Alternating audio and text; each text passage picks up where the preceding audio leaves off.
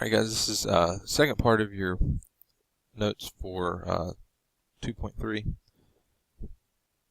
The leading coefficient test is a really important part of this section. A lot of your questions come from this. A lot of your questions on your quiz and even your final exam are going to come from understanding the leading coefficient test.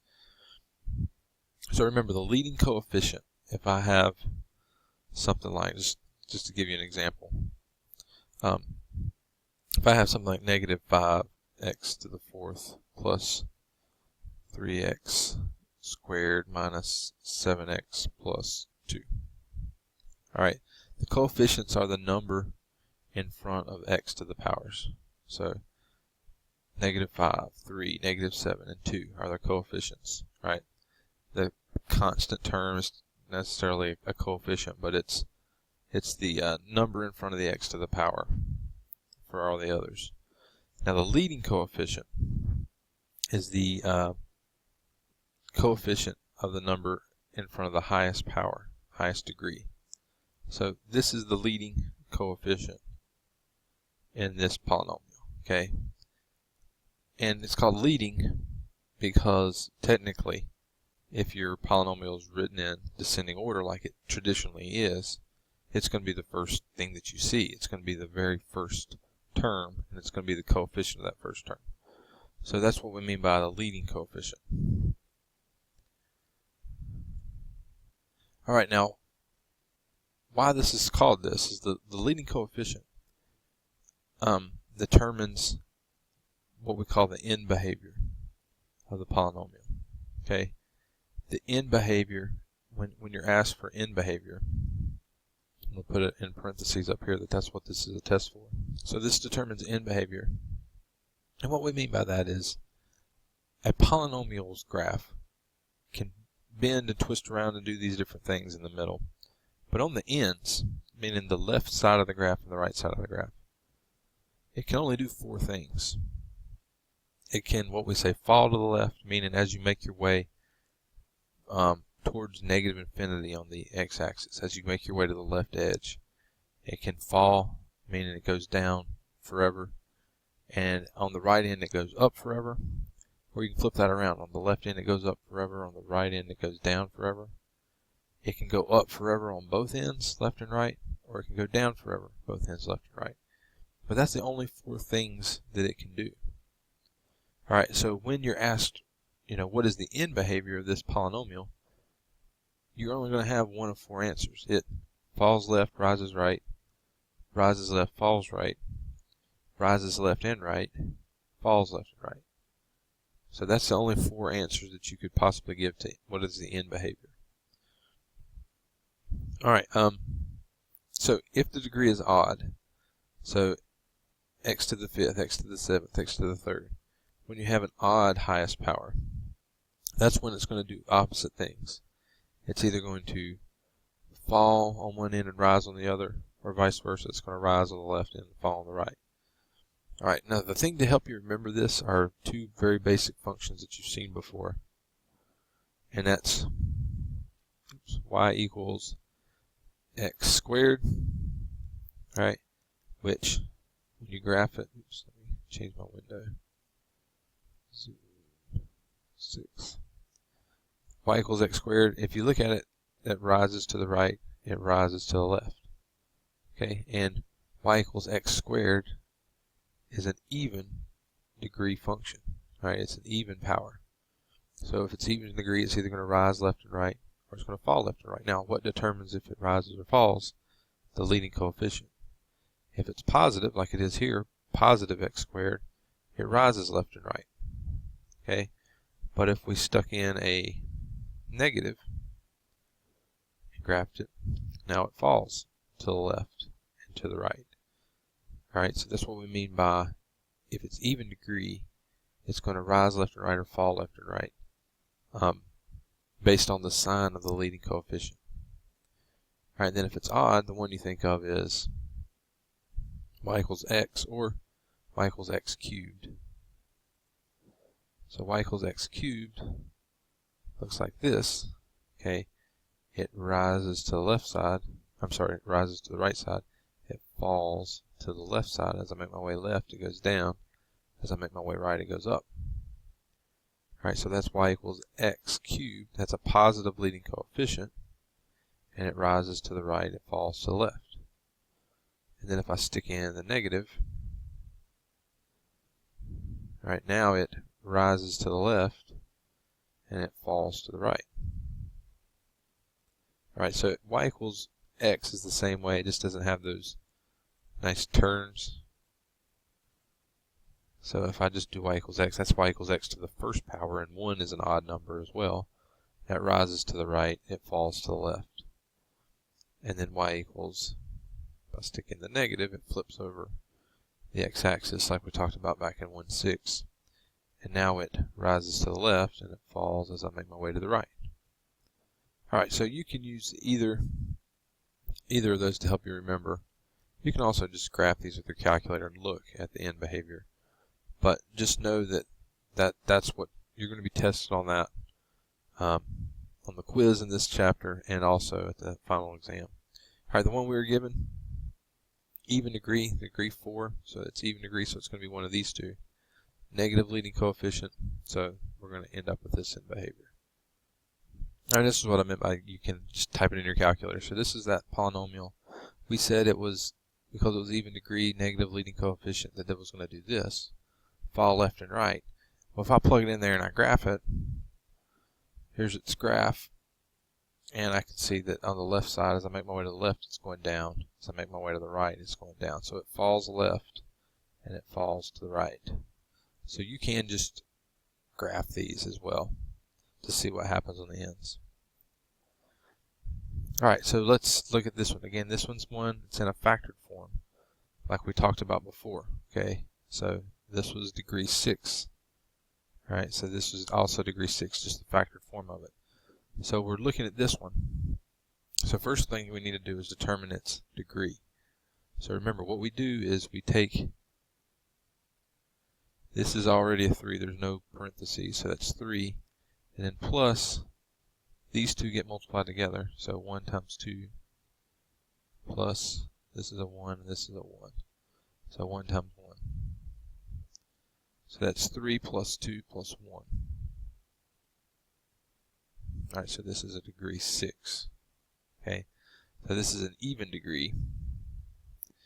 Negative leading coefficient, this is always going to be the leading coefficient. If you go back and look at that example that we had, alright, the leading coefficient, after I FOILed everything out and multiplied everything out, I ended up with a leading coefficient of negative 3. Well, in the factored form, my leading coefficient was negative 3.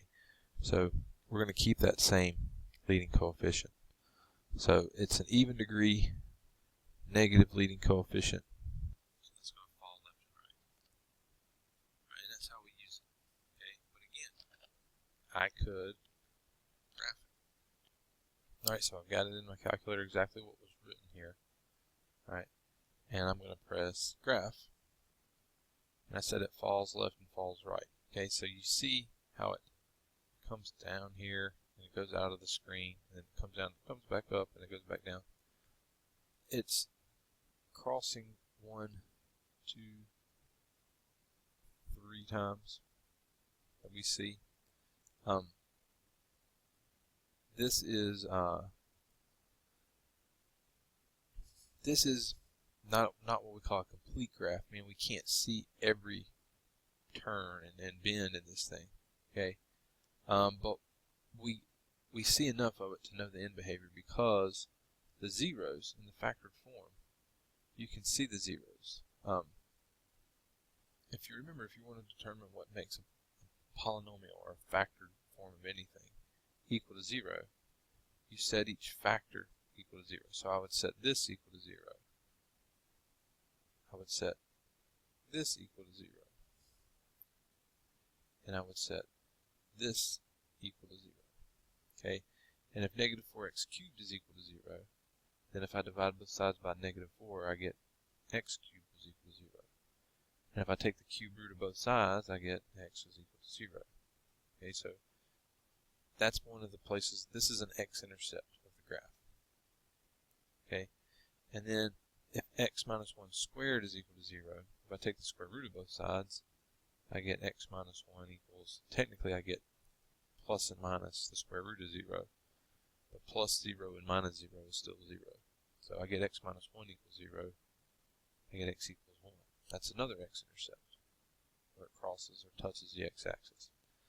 And then here, just subtract 5 from both sides. You get x equals negative 5. Okay, and that also is an x-intercept. Alright, but because this is the factored form of this thing, excuse me, these are the only zeros. There are no other zeros. So once we have them all accounted for, it's never going to come back and touch the axis again. So we have all the zeros in our calculator screen here. There's the negative 5, there's the 0, there's the 1. Okay. The other thing that we have to get down and understand is how this thing bends, and to know if it could possibly come back again. But the important thing is for you to understand is once I've crossed all these places, the only thing that this graph can do is come back and then turn back around again, or come back, turn back around. It can't cross again because we've got all the zeros accounted for. So I can see, even without making the graph look pretty, which we're going to do in a second, not to this particular one, but another one. I know that this is, I know I see the end behavior. I know that this thing's going to fall left and right because I have all the zeros accounted for, and it can't go back up and cross again. So this thing falls left and it falls to the right.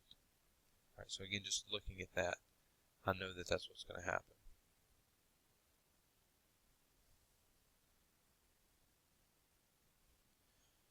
All right, now, here's another graph. If you put this in your calculator, y equals negative x to the fourth plus 11x cubed plus 6x squared plus 2, this is what you would see. And this is the standard window, the negative 10, 10, negative 10, 10. So is this a complete graph, meaning can we see all the bends and x and y intercepts? So in this case, no. It's not a complete graph. Alright, now it says down here, how do you know it's not complete? Well, the degree of a polynomial tells me two things. One of those is the maximum number of x-intercepts. So the maximum number, the most times a polynomial, of a graph of a polynomial can cross the x-axis is the degree.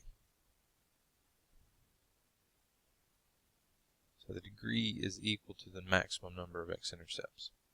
Okay, and it also tells us the number of bends a polynomial's graph will have. So the number of bends a polynomial's graph will have is n minus 1. Alright, that's one less than the degree.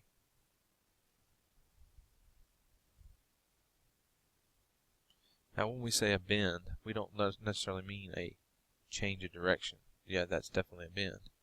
But like a little subtle turn and then a turn back. This is two bends. This is one turn to the right and then one turn to the left. So that's actually two bends that you see right there. So the third thing I did, it says two, but there is a third thing, and that's the end behavior. Okay, we get the end behavior from the degree and the coefficient. So the combination of these three will let us know if we have a complete graph. So first of all, let's look at the end behavior. The end behavior here says negative x to the fourth. That should, because that's an even degree, negative leading coefficient, we should fall down to the left and down to the right. And what do we see? We see down to the left. We don't see anything going on to the right. So that's a problem. So that's one thing that lets me know this isn't a complete graph. Another thing is the maximum number of x-intercepts is n. So we could have up to 4 intercepts. Alright, one is all we're seeing right now. And then the maximum, or the number of bends in the polynomial's graph is n minus 1. So that would be 3 bends. Again, there's 1, 2. Okay, we got 2 bends. We could potentially have a third bend. Okay, we could bend not potentially, we will have a third bend. We can bend one more time. We've only got two visible right here. But where is that bend going to take place? Well, I know for a fact it can't take place over here to the left. Okay, do you see why? Because if it bent back and came up this way and crossed again, it would rise left and rise right. So it has to be that that bend takes place over here somewhere to the right. It bends and comes back down for it to fall left and fall right. Now, the reason that's important is because if you have to find a viewing window that gives a complete graph, you have to know, do I need to decrease the x minimum? Do I need to increase the x maximum? Increase the y maximum and decrease the y minimum? What do I need to do? How do I need to change this window to be able to see all the graph? So here is what this thing looks like when we've completed the graph. Okay, this was the old window, the standard window. And this is what window gives us the complete graph. So I changed, even though it's really y max is what was needed to be able to see this upper turn right here. And we only had to increase the x maximum from 10 to 15. Okay, so I didn't have to increase it a whole lot, but I did have to increase the y maximum. Like, I had to multiply by 200 basically to get that in the window.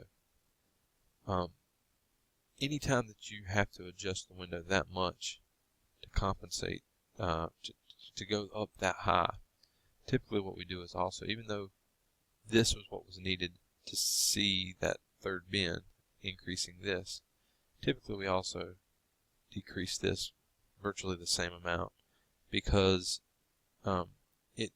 it wouldn't look right if we didn't change this. It would just cut off at the bottom and we wouldn't get to see it spread out like this. So let me just show you what would happen if I didn't change the y minimum. Alright, so there's the same window, and if I hit graph this time, really I only get this upper bend here. I don't even see this part. I don't see that it bends back down below. So because this is 2000 and this is -10, -10 is such a tiny little fraction of 2000 that it looks like this graph like goes down and just stops. Or maybe it goes down and it starts hugging the x-axis or something. So we, even though only one alteration was needed to get that third bend, we change both of these so we can see that it does in fact bend back down. Okay, but what I want you to also understand is both of these windows are important. This is important because it gives us the complete graph when we get that second x-intercept. But if I only saw this, I can't tell where this crosses. I can't tell how many times it crosses the x-axis. It can cross up to 4 times.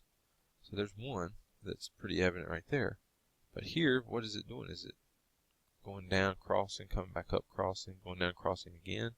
So for 1, 2, 3, 4. So zooming in here on this part,